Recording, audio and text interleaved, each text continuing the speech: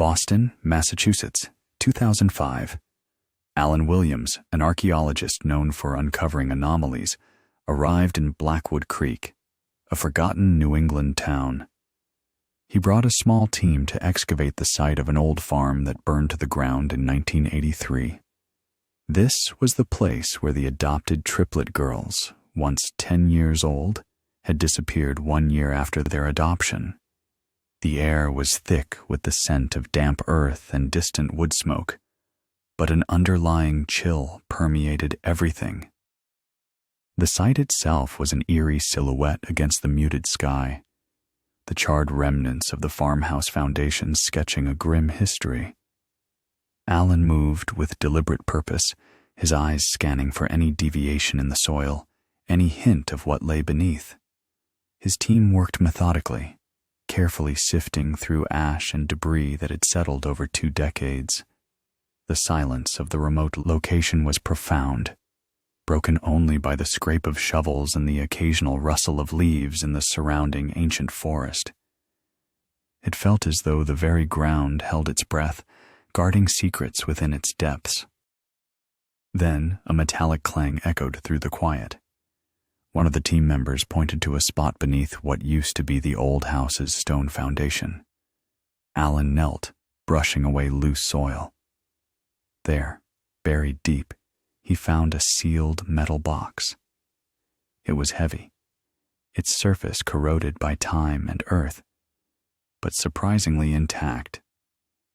A thrill, a familiar mixture of excitement and trepidation ran through him. This was not just an archaeological find. This felt different. This felt personal. With careful hands, he pried open the lid. Inside, nestled amongst layers of dried earth and cobwebs, lay 3 child-sized dolls. Their fabric was faded, their plastic faces cracked, but one in particular caught his eye. Its face was severely burned, a chilling reflection of the fire that had consumed the farm. Beside the dolls, 3 faded photographs, their edges curled, showed the faces of 3 girls. Their eyes, even in the aged prints, held a stark, unspoken fear. This story begins with a discovery that shatters decades of silence. What truth lies hidden beneath the ashes of a tragic past? Watch until the very end to uncover the horrifying answers. Subscribe to our channel for more true stories that will keep you on the edge of your seat. Write in the comments from which city you are watching this video. Boston, Massachusetts, 2005. As the evening settled over Blackwood Creek, Alan Williams found himself unable to shake a peculiar sensation. A distinct feeling of being watched, an almost tangible presence, permeated the air around the old farm site. It was more than just the quiet solitude of the remote New England landscape. It was an unsettling awareness, a prickling on the back of his neck that suggested unseen eyes. Night brought a new layer to the unsettling atmosphere. From the charred ruins, a faint, almost imperceptible sound began to drift on the cool night air. It was a weeping, a soft, mournful cry that seemed to emanate from the very ground where the farmhouse once stood. Alan strained to hear it, wondering if it was merely the wind, or perhaps an overactive imagination. Yet the sound persisted, a haunting melody that spoke of profound sorrow. He found himself pacing restlessly in his temporary quarters, the images of the 3 faded photographs burning in his mind. He spread the photographs out on a makeshift table. They depicted 3 girls, strikingly similar in appearance, dressed in identical, simple dresses. Their youthful faces, despite the fading, conveyed a palpable sense of fear, a silent plea frozen in time. On the back of each photograph, scrawled in what looked like a child's hand, were their names: Amy, Bella, Chloe. The simplicity of the names stood in stark contrast to the terror in their eyes, deepening the mystery that surrounded their disappearance. Alan felt an urgent, compelling need to understand what had happened to them. This was no ordinary archaeological discovery. He felt a profound connection to the silent screams captured in those images, a conviction that this was something far more sinister than a mere historical record. He recalled the local legends, whispers among the older residents of Blackwood Creek about whispering spirits that haunted the hidden hollows and forgotten places of the town. These were tales of restless souls, trapped between worlds, forever seeking peace. Now, the faint weeping he heard, combined with the chilling fear in the girl's eyes, made those legends feel unsettlingly real. Driven by an intensifying sense of urgency, Alan immediately began to shift his focus from purely archaeological study to an active investigation. He knew he was stepping into a place where history intertwined with a profound, unresolved tragedy. Every rustle of leaves, every creak of the old wood in the nearby forest seemed to carry a message, a whisper from the past demanding to be heard. The mystery of Amy, Bella, and Chloe was not merely a case to be solved. It was a narrative waiting to be uncovered, a story demanding justice. He understood, with a chilling clarity, that the burned dolls and the frightened eyes in the photographs were just the beginning. Boston, Massachusetts, 2005. The following morning, Alan Williams began his efforts to piece together the history of the old farm and the family who once lived there. He drove into the small, quiet downtown of Blackwood Creek, a place seemingly frozen in time, where brick buildings lined a single main street. His goal was to speak with the longtime residents, hoping their memories might hold the key to the mystery of Amy, Bella, and Chloe.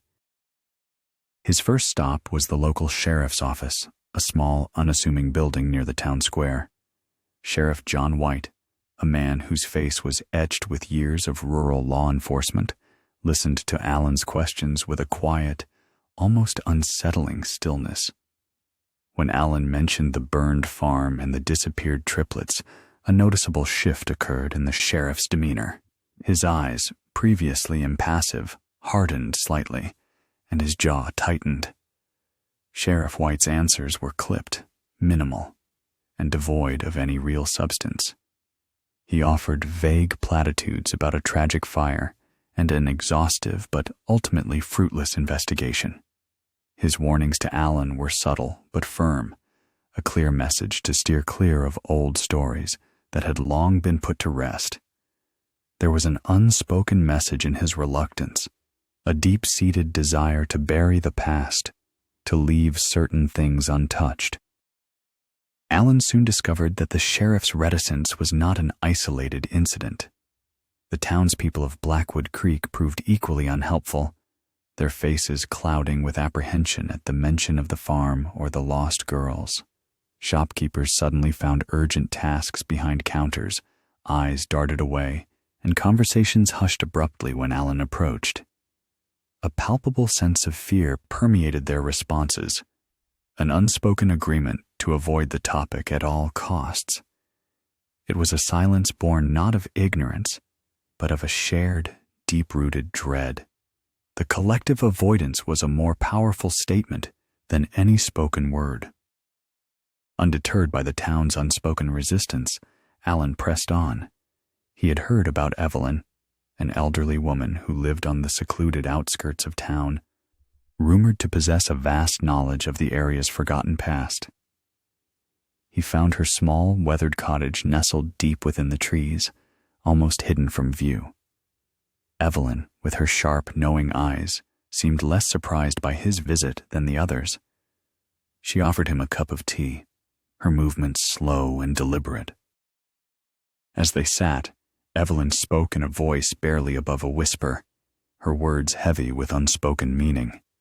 She did not offer direct answers about the girls, but her cryptic hints spoke volumes. She alluded to certain secrets that should remain buried, her gaze distant, as if seeing beyond the walls of her small home. Her words were laced with a profound anxiety, a deep concern that disturbed Alan. She described a darkness that had once overshadowed Blackwood Creek, a shadow that never truly lifted. Alan felt a cold certainty growing within him.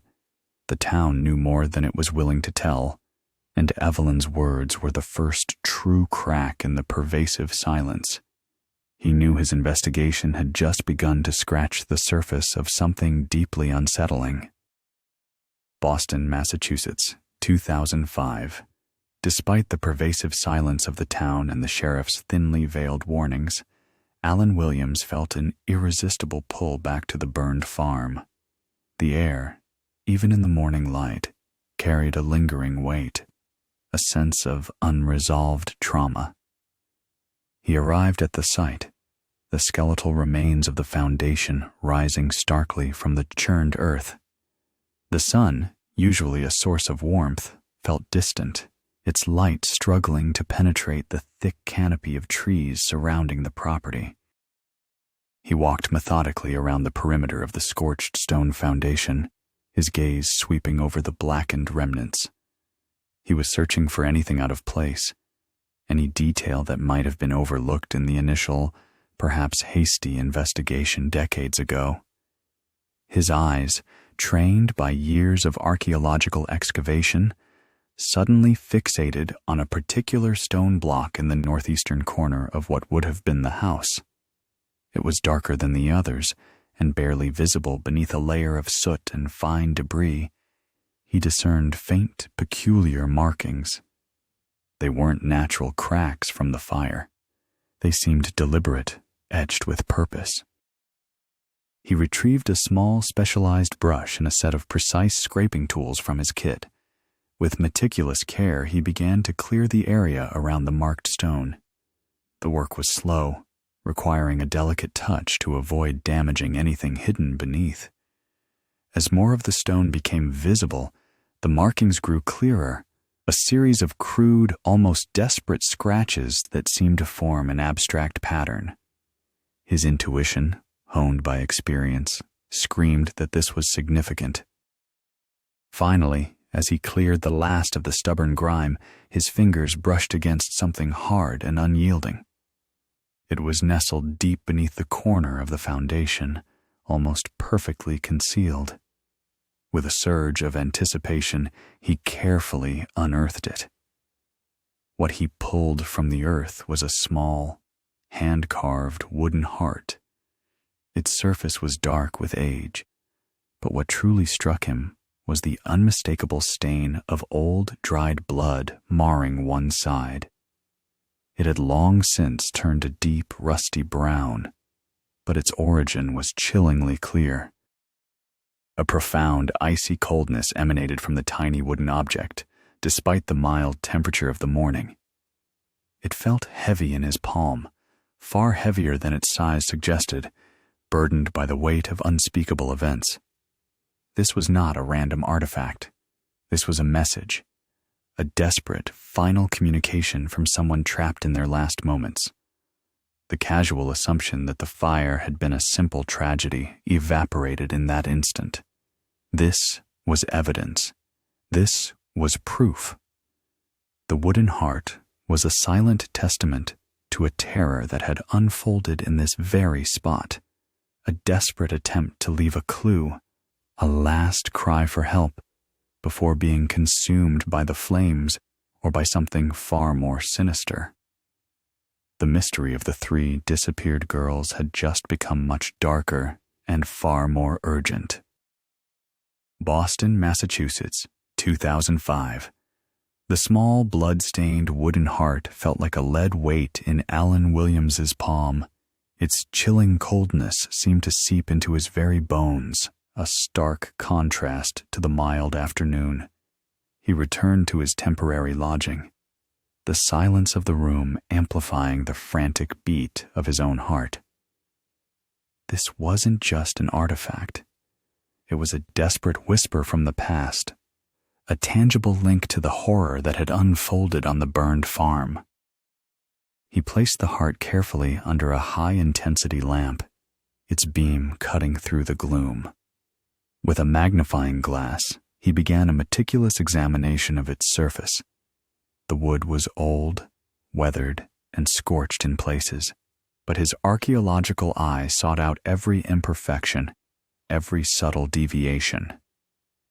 It was on the reverse side, almost imperceptible beneath layers of grime and dried blood, that he noticed them. Faint, almost entirely erased symbols. They were not random scratches, but appeared deliberate, a series of tiny indentations that defied the natural grain of the wood. Alan retrieved a specialized forensic brush and a bottle of a fine, almost invisible powder from his kit. He gently dusted the surface, then blew it away, revealing the faint outlines more clearly. What emerged was a sequence of dots and dashes, crudely carved, yet undeniably structured. His mind immediately recognized the pattern, a rudimentary form of Morse code. The implications sent a jolt through him, a cold wave of dread mixed with a surge of adrenaline. Someone, perhaps one of the girls, had carved this. Someone was trying to communicate. With trembling fingers, he began the painstaking process of deciphering the message. Each dot and dash was a struggle to interpret, obscured by time and the crude hand that had etched them. He cross-referenced the patterns with a small Morse code chart he kept for identifying old telegraph messages. Slowly, agonizingly, the letters began to form. T-H-E-Y,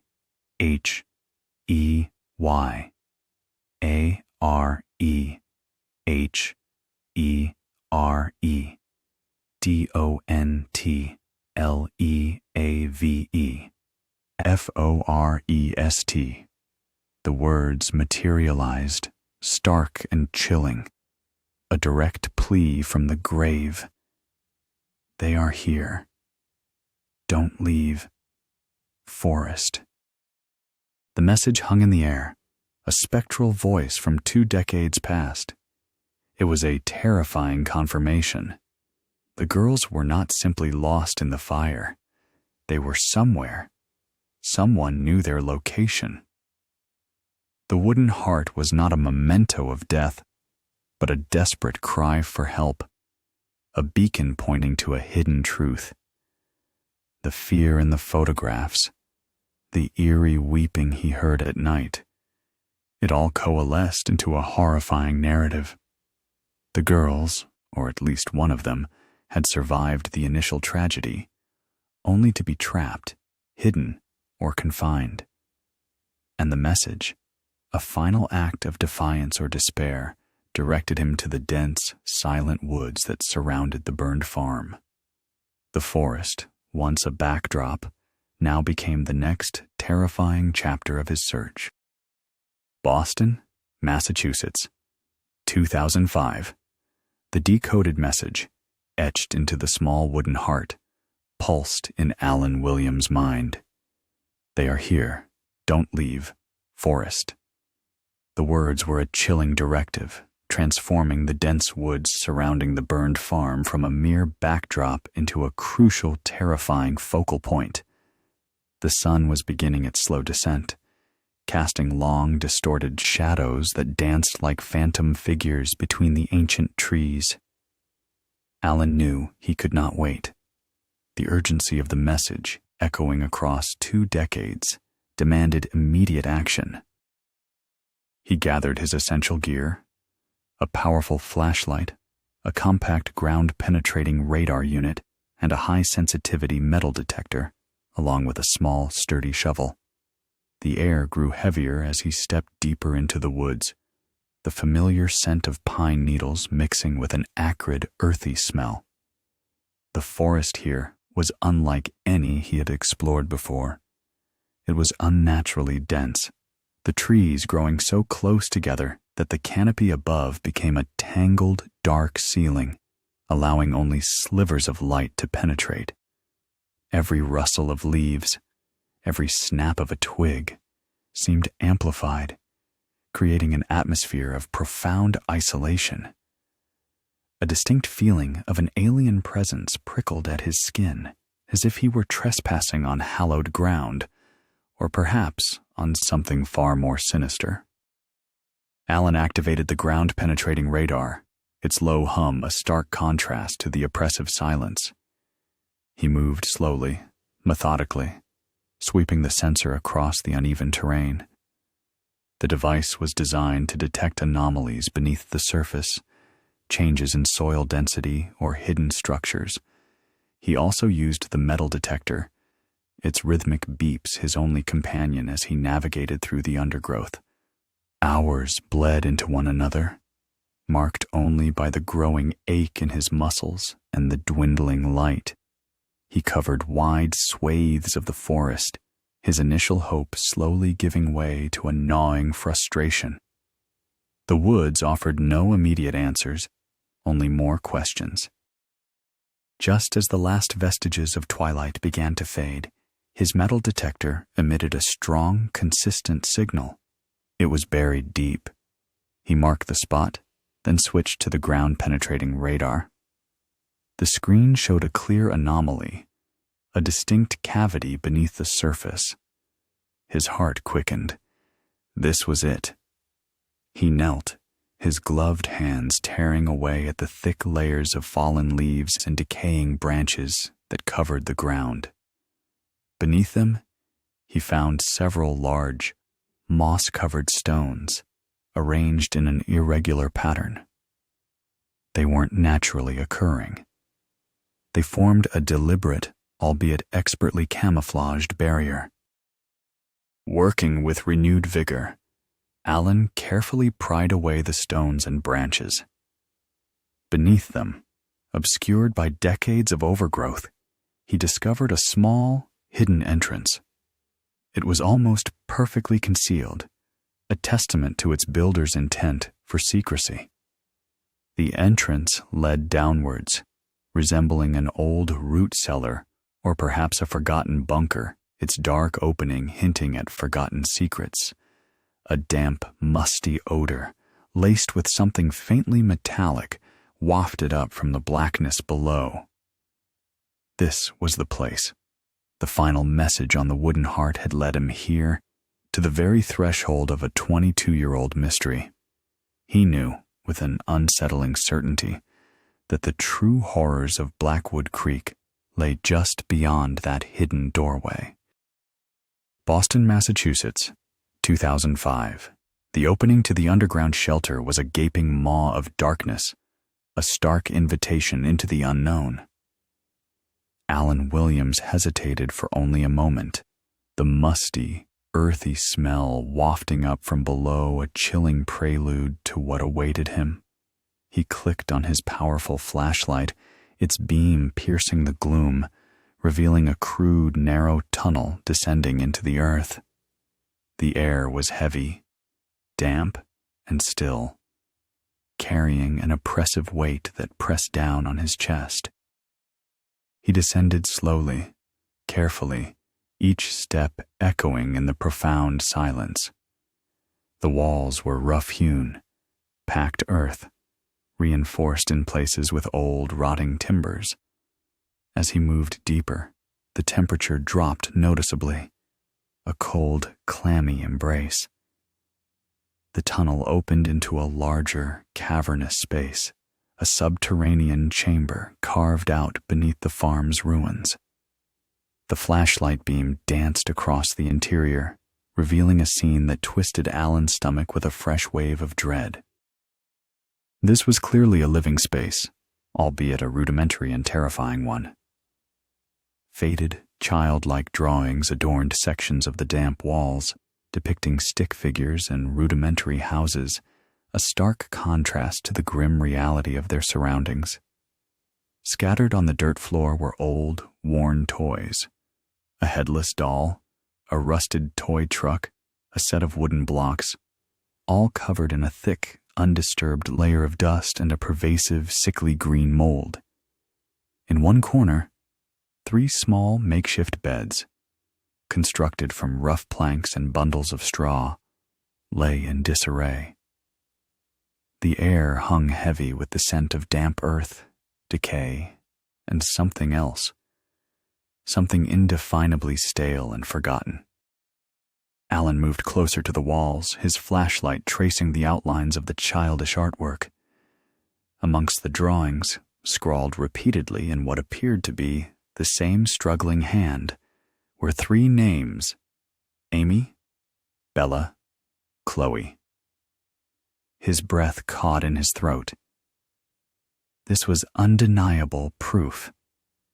They had been here. He moved his light further along the wall, discovering a series of dates scratched into the earthen surface. Each date was meticulously recorded, beginning shortly after their disappearance and ending abruptly. The final entry, stark against the dark wall, read, September 1984. The realization hit Alan with the force of a physical blow. The girls had not perished in the fire. They had survived it, only to be brought here, hidden in this underground prison.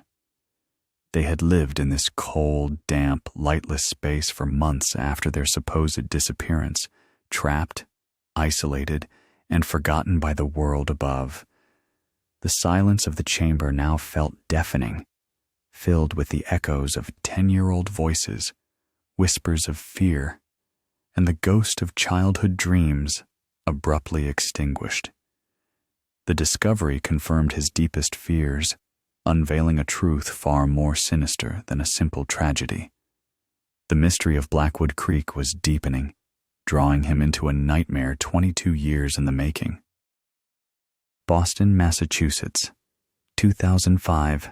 The realization that Amy, Bella, and Chloe had lived in this desolate underground chamber after the fire sent a fresh wave of dread through Alan Williams.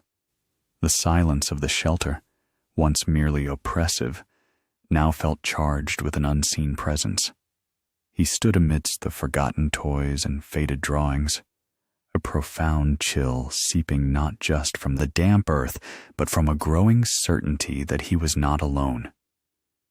The air, heavy and stagnant, seemed to press in on him, making each breath a conscious effort. Then a subtle sound broke the oppressive stillness.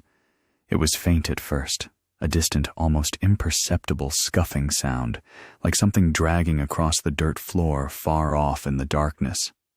Alan froze, his flashlight beam sweeping through the chamber, illuminating every shadowy corner. Nothing. He strained his ears, his heart thudding against his ribs. The sound repeated, clearer this time, an uneven shuffling that seemed to echo through unseen corridors. It was not the natural settling of the earth or the creaking of old timbers. It was distinct, deliberate, and deeply unsettling. Driven by an archaeologist's instinct and a growing sense of morbid curiosity, Alan began to investigate the far side of the chamber, where the earth wall seemed to curve inward. His flashlight beam revealed a section of the wall that appeared slightly different, the earth packed more loosely, almost as if it had been disturbed.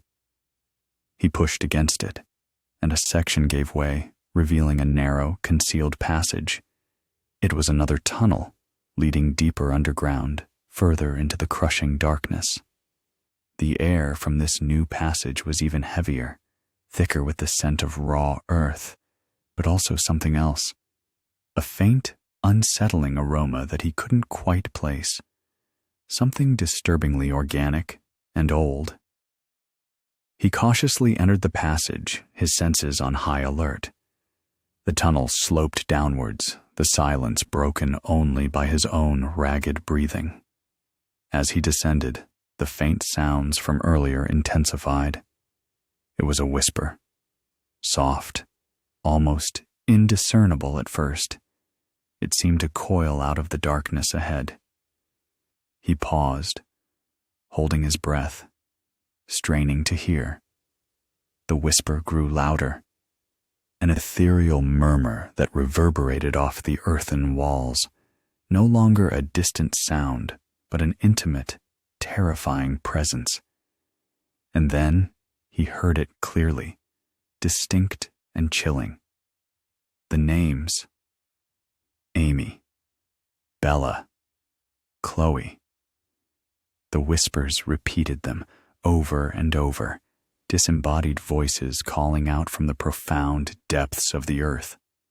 It was a haunting echo from a past that refused to remain buried, a stark reminder that the victims of Blackwood Creek's darkest secrets might never have truly left. His grip tightened on his flashlight, the beam unwavering as he prepared to confront whatever entity or truth awaited him in the abyssal silence. Boston, Massachusetts, 2005.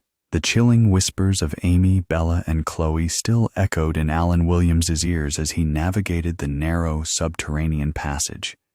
The air grew thicker, heavier, carrying a strange, almost metallic scent that hinted at long, stagnant secrets. He pushed forward, his flashlight beam piercing the absolute darkness, until the passage widened into another small, damp chamber, even more claustrophobic than the last. This space felt less like a dwelling and more like a hidden archive. Stacked neatly on a makeshift shelf carved into the dirt wall, Alan discovered a bundle of old, brittle newspaper clippings. They were yellowed with age, their ink faded, but still legible. His heart pounded with a frantic rhythm as he carefully picked up the top one, the paper crumbling slightly in his hands. The dates on the articles were consistent, primarily from late 1983, just months after the farm fire and the girl's disappearance. The headlines screamed tragedy. Blackwood Creek farm engulfed in flames. Triplet girls feared lost in blaze. Search continues for missing children. They detailed the devastating fire, the efforts of local firefighters, and the community's grief over the presumed deaths of Martha and Henry, the girls' adoptive parents, and their 3 young daughters. The narrative was exactly as the town had presented it for 2 decades, a terrible, unfortunate accident. But then Alan unfolded another clipping, larger and more sensational. Its headline was stark, ominous. Cult accusations surround missing family. This article, buried deeper within the stack, revealed a different, darker side to the seemingly idyllic family. It spoke of Martha and Henry being investigated prior to the fire, accused of involvement in a small, isolated cult operating on the fringes of society. The cult, the article stated, practiced esoteric rituals, including what they termed purification through fire, believing in a cleansing inferno that would usher in a new, uncorrupted world.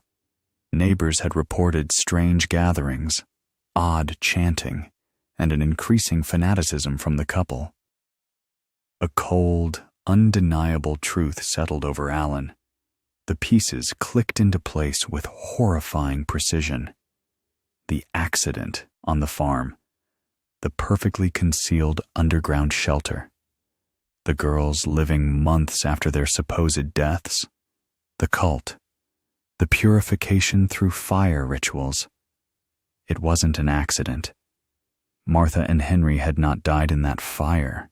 They had staged their deaths, meticulously orchestrating a grand deception to disappear with their daughters, perhaps believing they were saving them, or preparing them for some twisted, prophesied future. The parents, driven by fanatical beliefs, had likely hidden their own children, condemning them to a subterranean existence rather than allowing them to live in a world they considered impure. The sheer scale of the deception, the calculated cruelty of it, sent a shiver of revulsion down Alan's spine. The real nightmare of Blackwood Creek was only just beginning to reveal itself. Boston, Massachusetts, 2005. The chilling revelations from the old newspaper clippings, confirming the parents' cult involvement and their staged deaths, left Alan Williams reeling. The air in the underground chamber felt suffocating, heavy with the weight of decades of deceit. He carefully restacked the fragile papers, his mind racing, connecting the dots between the terrifying whispers, the hidden sanctuary, and the fanaticism of Martha and Henry. He retraced his steps through the narrow, damp passage, the memory of the children's drawings and crude beds burning in his mind. The whispers seemed to follow him, a ghostly echo of innocence trapped and corrupted. As he emerged from the hidden entrance into the dense forest, the fading daylight offered little comfort. The woods, once merely mysterious, now felt actively hostile, a silent accomplice to a monstrous secret. He pushed through the undergrowth, his boots crunching on fallen leaves, his senses still on high alert. He cleared the last of the thick foliage and stepped onto the small, overgrown path leading back towards his vehicle. And then he stopped, abruptly. Standing there, silhouetted against the encroaching twilight, was Evelyn, the elderly woman from the outskirts of Blackwood Creek.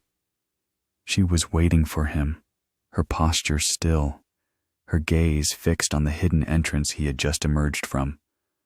Her presence was both startling and strangely expected, as if she had been a silent observer throughout his entire harrowing journey into the past. Evelyn's eyes, ancient and knowing, met his. There was no surprise in her expression, only a profound, weary sadness. She spoke, her voice a low, raspy whisper that carried the weight of years. She confirmed his darkest suspicions.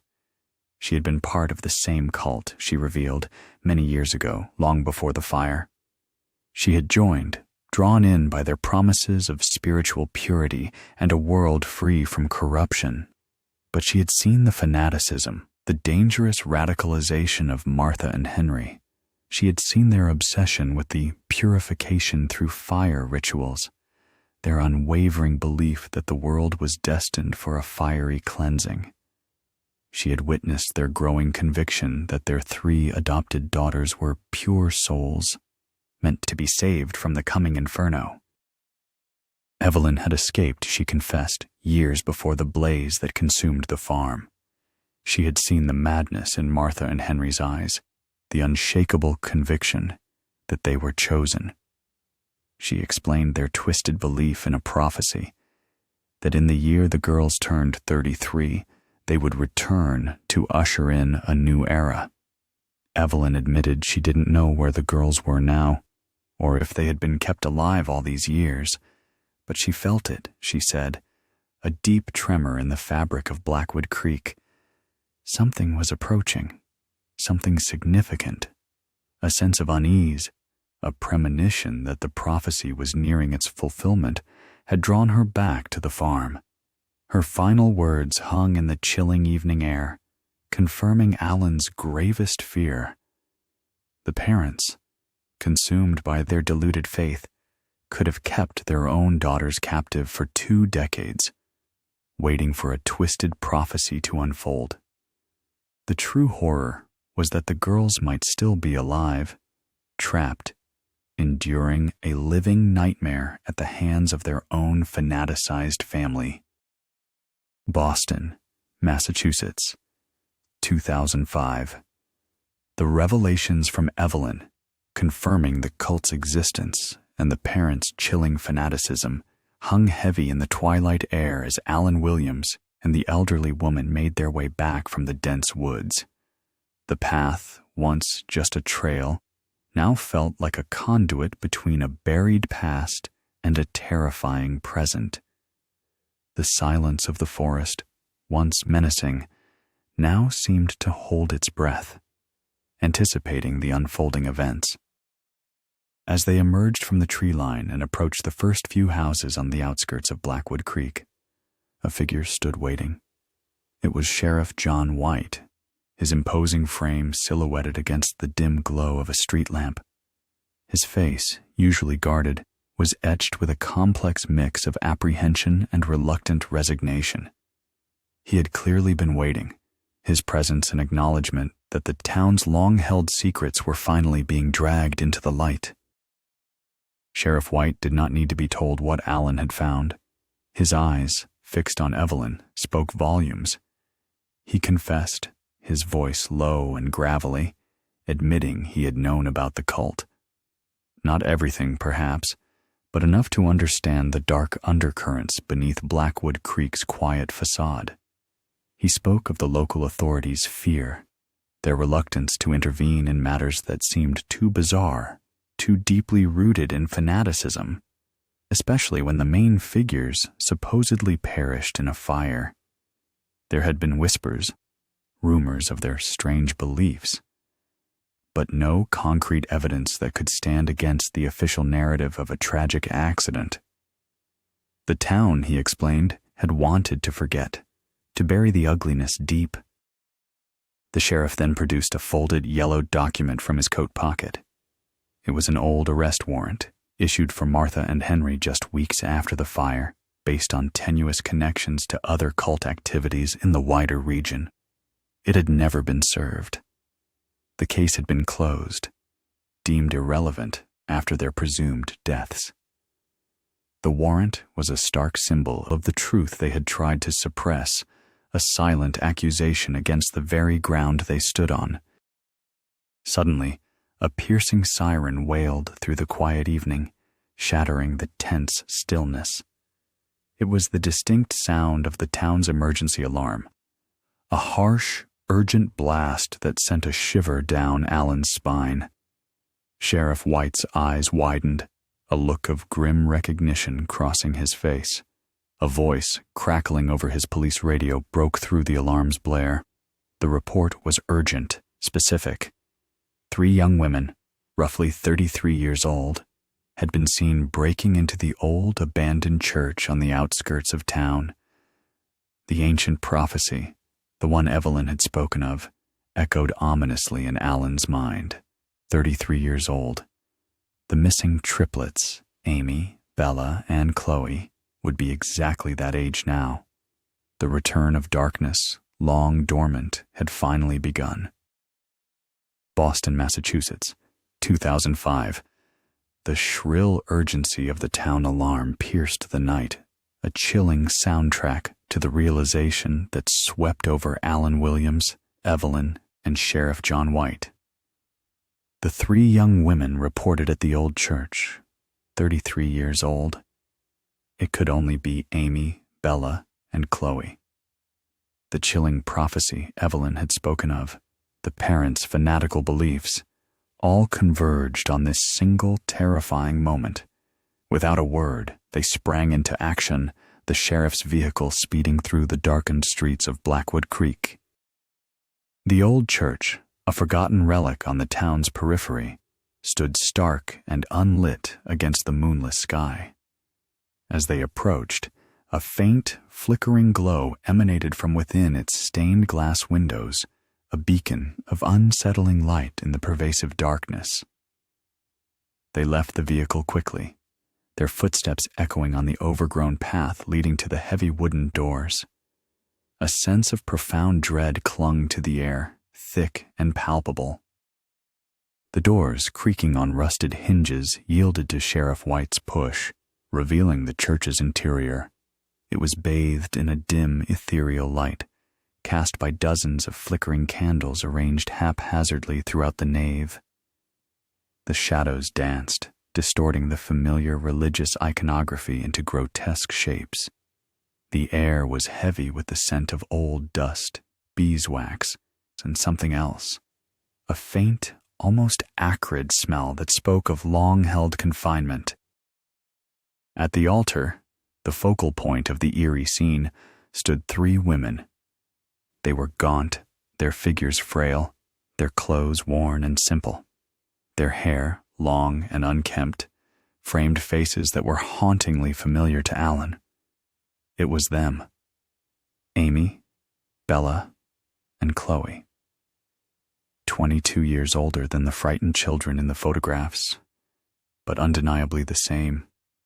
Their eyes, however, held a profound emptiness, a vacant stare that spoke of years lost, of minds shaped by darkness. They stood unnaturally still, their lips moving in unison, whispering words of prophecy, an incomprehensible litany that seemed to fill the very air of the church. They were not aggressive, not violent in their movements, yet their presence was deeply disturbing. Their condition, their detached whispers, and the chilling conviction in their empty eyes suggested a profound psychological manipulation.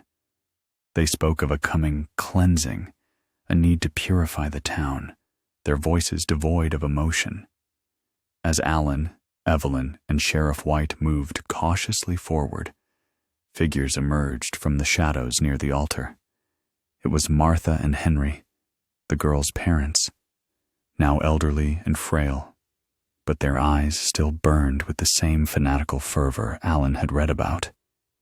They moved to shield their daughters, their expressions a mixture of defiance and crazed protectiveness, attempting to stop the sheriff and Alan from approaching their pure souls. The culmination of 2 decades of twisted faith and hidden cruelty had finally arrived. Boston, Massachusetts, 2005. The air in the old church crackled with an almost tangible tension, thick with the scent of beeswax and the disturbing whispers of prophecy. Martha and Henry, their faces contorted by decades of fanaticism, stood as human shields before their emaciated daughters, their eyes burning with a zeal that defied reason. Alan Williams, Evelyn, and Sheriff John White confronted them, the weight of 22 years of hidden terror culminating in this single critical moment. The confrontation was brief, but intensely volatile. Martha and Henry, seeing their twisted prophecy threatened, made a desperate, horrifying move. With a manic gleam in their eyes, they brandished small, crude torches, apparently soaked in accelerant, and lunged towards the wooden pews, intending to set the church ablaze. A chilling echo of the farm fire, a desperate attempt to repeat their ritual of purification, filled the sacred space. Sheriff White reacted with swift, decisive force. He moved, intercepting Henry, his experience in dealing with agitated individuals evident in his precise movements.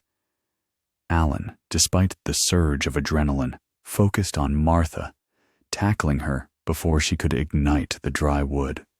A short, brutal struggle ensued, movements quick and sharp. They disarmed the fanatical couple, extinguishing the makeshift torches before the flames could catch. The metallic click of handcuffs echoed in the sudden, jarring silence. The girls, Amy, Bella, and Chloe, remained at the altar, their eyes still vacant, their whispers still echoing. But now, their parents' control, their immediate threat, was broken. They were saved, for a second time, from a fiery end. With Martha and Henry subdued and secured, the immediate danger passed. Alan and Sheriff White carefully approached the 3 women. Amy, Bella, and Chloe, their bodies frail, their minds shrouded by years of isolation and indoctrination, were a heartbreaking sight. They were no longer speaking in unison, their individual whispers now mere confused murmurs. Emergency medical personnel, called by the sheriff, soon arrived, their trained hands gently guiding the sisters out of the church and into the waiting ambulances. The long road to recovery, to psychological healing, stretched out before them, but for the first time in over 2 decades, they were free. Martha and Henry, their faces hardened with defiant fanaticism even in defeat, were taken into custody, their long unserved arrest warrants finally executed. As dawn broke over Blackwood Creek, casting soft light through the shattered windows of the old church, a new chapter began for the town. The suffocating weight of its shared, unspoken secret slowly began to lift. the dark shadows that had clung to the farm, to the woods, and to the collective conscience of the community started to recede. The painful truth had been unearthed, and with it, the possibility of healing. Alan Williams, having successfully unraveled the horrifying reality of the Blackwood Creek disappearances, felt a profound sense of closure, but also a new purpose. He decided to remain in Blackwood Creek for a time, to assist in the aftermath, to help restore some semblance of justice, and to bear witness to the town's slow process of recovery.